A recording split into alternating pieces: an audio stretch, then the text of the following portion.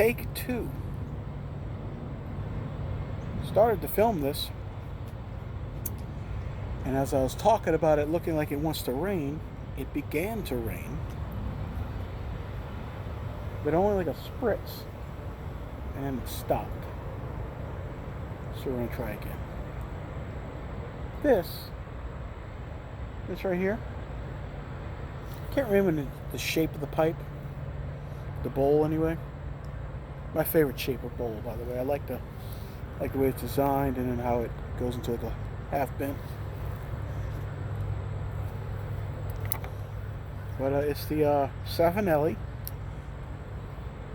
920 KS Roma. Someone asked on one of my older videos about it, and that reminded me that I had it, and so I had to immediately go look it up and use it again. I got quite a few, well, I wouldn't say a lot, but a few pipes, and sometimes I forget which ones I have and which ones I love the most.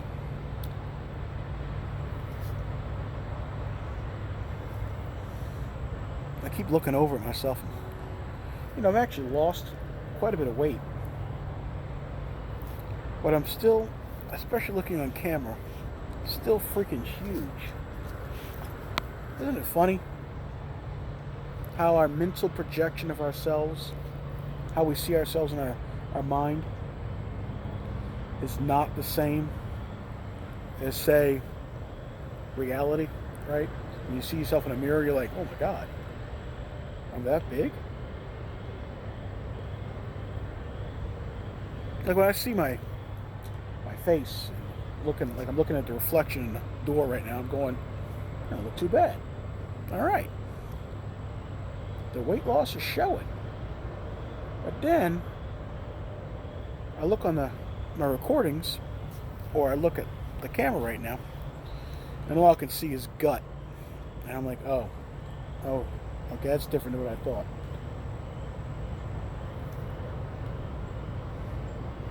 Still got a long ways to go.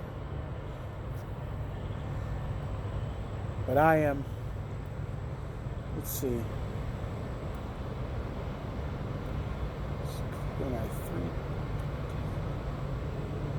so it's about 50 pounds lighter than I was. And still doing about a pound a week dropping. But I was doing the intermittent fasting thing. So I only had maybe 2 meals a day. Maybe a snack in between. Depending on what I ate, I was keeping it under 2,000 calories a day. Now, since the holidays or whatever, of course, we've taken a hit. We're taking a hit. So I'm trying to get back on track again.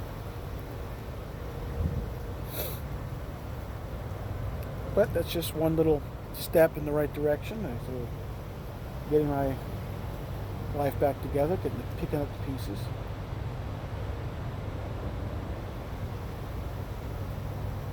With that is the fear of screwing it up. Not just that, but, well, that kind of leads me into what I was really, the point of this. I had my interview today, a Zoom interview for teaching, and it was to teach social studies or history class, or high school.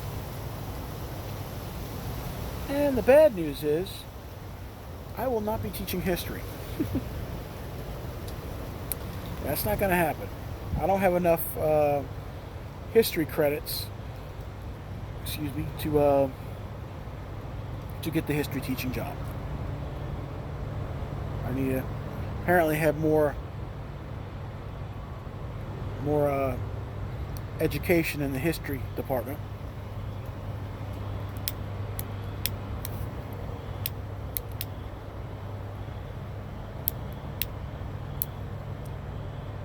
As Curmudgeon Piper would say, that's an elbow shot for you. Anyway. But, you know, when I applied to this position, I didn't really expect to get hired, because I'm not certified to teach history at the moment anyway. But something told me, I said, you know what? here's what you do. Apply and let God sort it out. Not meant to be. Not meant to be. If God wants you there, you'll be there. And you know what happened in this interview? They told me that next year they were in need of a religion teacher, which happens to be what I have taught for 4 or 5 years, which is really what I want to teach is religion. That's my thing. That's what I know the best, and it's what I take most pleasure in.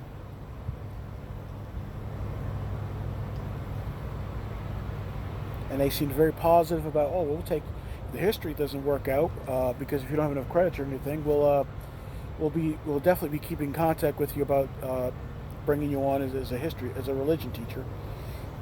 So by this summer, they may even have me on. So because there's some things during the summer I could do, get me on the salary contract. So here we go.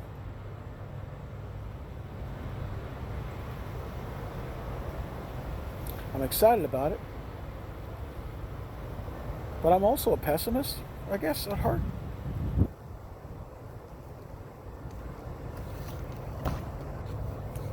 And so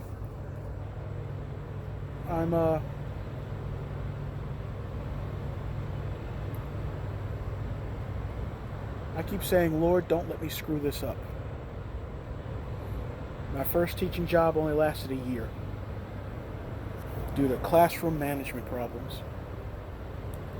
A lot of kids in that particular school were not the, I don't know how to put it, higher class students, right? They were elementary and very disrespectful. I mean, they started a fight in the middle of my classrooms at one point. Then my next teaching job I had for about 4 years, and that was the longest. And they didn't renew my contract, and they didn't say why, really. But I get the feeling I was getting a lot of complaints from the parents because of how I graded and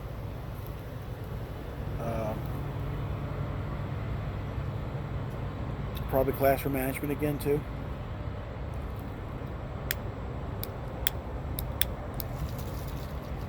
So, and that put me out of work for several years actually, which just led to my entire life falling apart. I'm not going to go into, I don't want to be this self-pity thing. I won't go into that. But the point is, it led to problems. And it's been so long, I've been trying to get back into teaching and everything, and no one's calling and everything. So that this happened, I'm taking as providence, God's providence. This is where He has led me to be. Because I really had no business applying for the history at this point, because like I said, I'm not certified yet. And I said, well, Lord, if you want this to happen, it'll happen. If not, let them sort it out, right? Let God sort it out. Let the principals sort it out. Let them decide whether or not I'm good enough for the position. I won't sit here and go, well, I don't know. Maybe I'm not good enough for it. Maybe I can't handle it. Or maybe all the doubts and the fears, insecurities. So you know what? Put that all aside. Jesus knows what I can and can't do. And the principal and all those people are there to help discern whether or not an applicant is appropriate for their school. That's their job. So I don't need to figure that out. Let them figure it out. And just apply. See what happens. And lo and behold, the history didn't work out, but they do need a religion teacher, which is exactly what I wanted to begin with.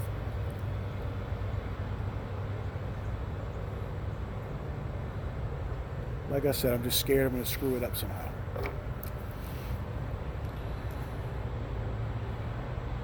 Like something's not going to go right, or I'm not going to say the right thing, or I'll say the wrong thing. Because these schools, you got to be politically correct on certain levels, which I'm bad at. You got to you got to put forth a certain image, and you got to strike a balance between being disciplined and ordered, but not overly strict. You got to be challenging, but not overly challenging. They want rigor, rigor. But then you do that, and you get nothing but complaints about it being too rigorous.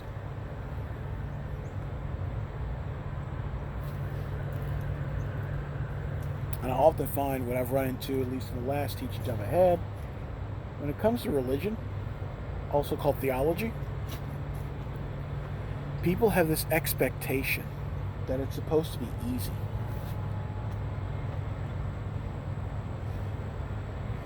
I mean, parents were surprised. You're failing religion class? How is that possible? Like, as if it's supposed to be a breeze.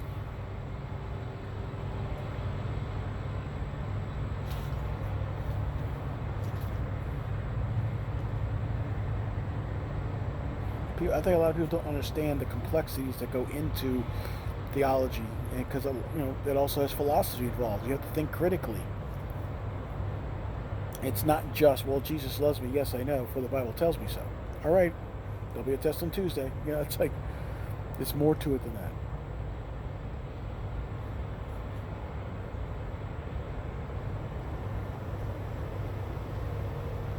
And then when it comes to discipline, it's trying to figure out what you're able to do without getting in trouble yourself. And figuring out also what is a good correction, because you don't want to call it punishment. No one likes calling it punishment anymore. What is a good correction that will actually put the fear of God in them, right, when they want to obey, but not discourage them and overboard. You don't necessarily want to call their parents every time they do anything wrong. They talk out of turn. They go, well, your son or daughter didn't raise their hand this one time. It's like, okay, why are you telling me about it? It's one thing. It's minuscule.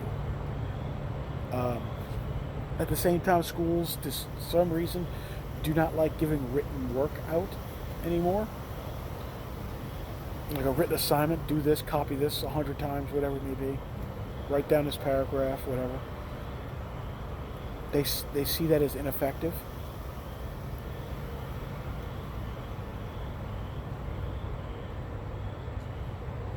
So the question becomes, well, what do I do then? What is the proper course here?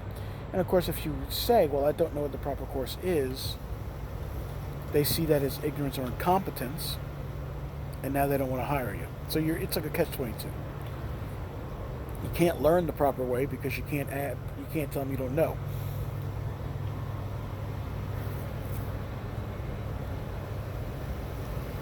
At least in some, I don't want to paint a broad brush and say all schools are that way.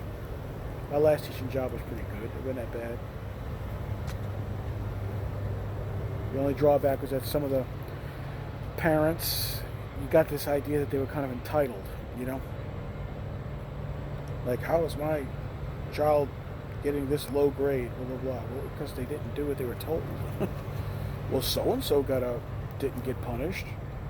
All right, so one slipped through the crack. It doesn't mean your child did not deserve their punishment, but whatever.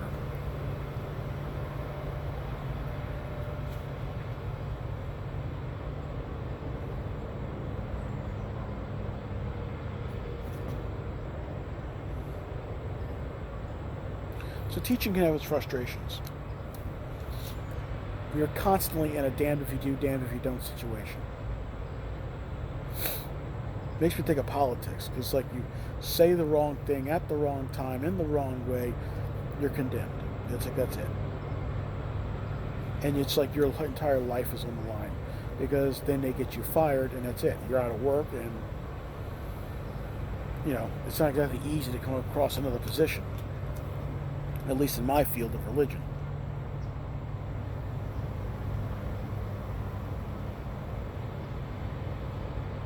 That's why I was trying to learn how to get certified for history class, to have some more options, maybe apply to a public school.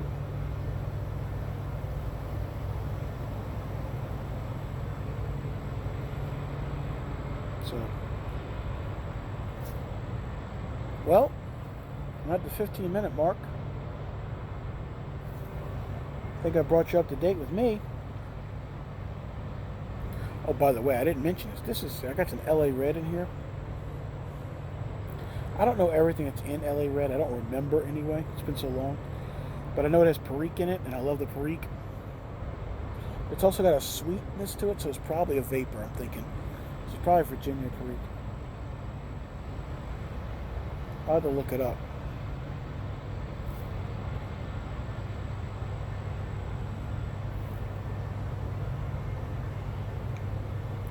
Anything else I can rant and complain about?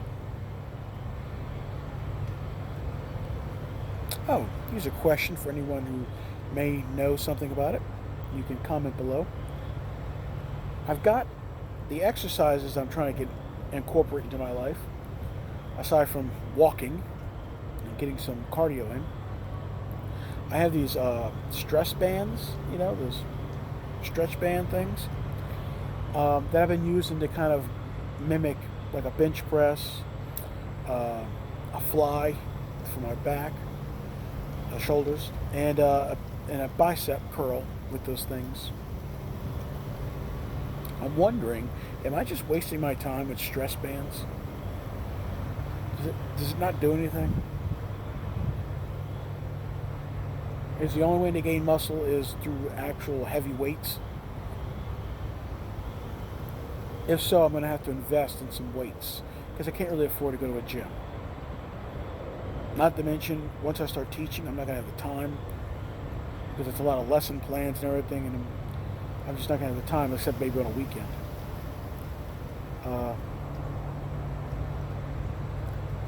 Maybe if I can get some weights, I can build the habit of doing that, and then later on look into a gym membership. Because I hate to, one, I'm watching my money. Two, I hate to pay for a monthly membership, and I'm hardly ever going, And plus, on top of it, you go to a gym, I don't know what I'm doing. There goes my lighter, fell. I was just looking at the pictures on the different weight machines, trying to figure out what muscle group it's working. And I'm going, yeah, that seems like I should do that.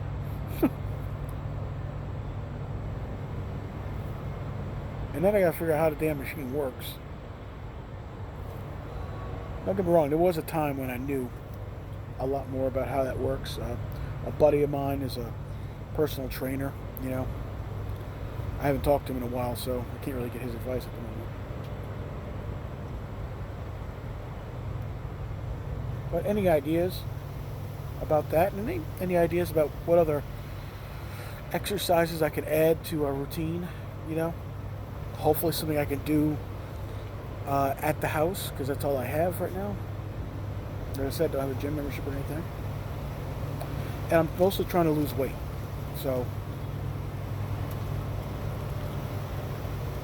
anything that does that. I'm also trying to cut the net carbs out, the simple carbs, as best I can. So no potatoes, no breads, if possible. I can't say I do that perfectly.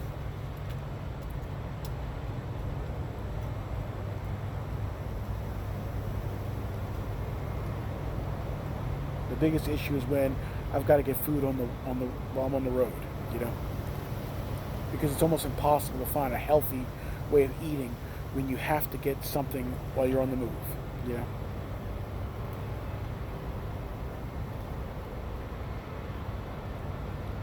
Especially when it comes when you're trying to avoid bread. Oh, bread is my weakness. All right, well, I'm not going to make this any longer. It's almost at 20 minutes. Y'all have a good day. Enjoy your smokes. And until next time. Oh, by the way, I got a couple of tobaccos on the way. Nightcap and, Capstan Blue Tolkien Smoke, which I love.